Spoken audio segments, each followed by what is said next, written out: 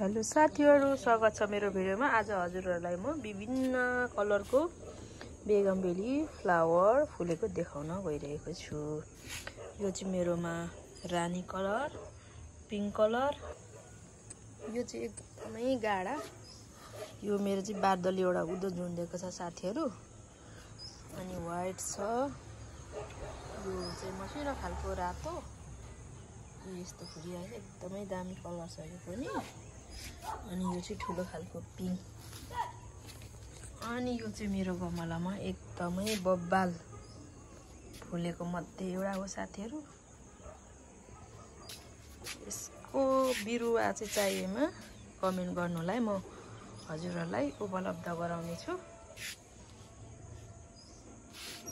एकदमै राम्रो छ है।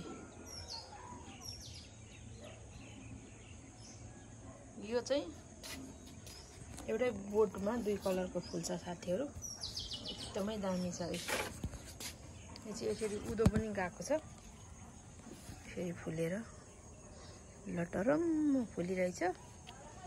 यताबाट हेर्दा चाहिँ यस्तो छ दृश्य। उता बादलीबाट सबै उदो झुन्डेको छ साथीहरु। अनि यो चाहिँ व्हाइट कलरको मेरोमा फुलिरहेछ, एकदमै दामी। सक्नुहुन्छ हेर्नु।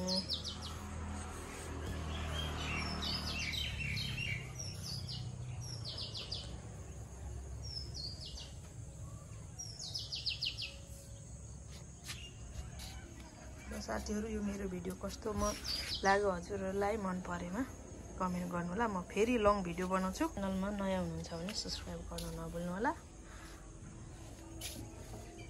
यो सबै बादलीमा साथीहरु मेरो।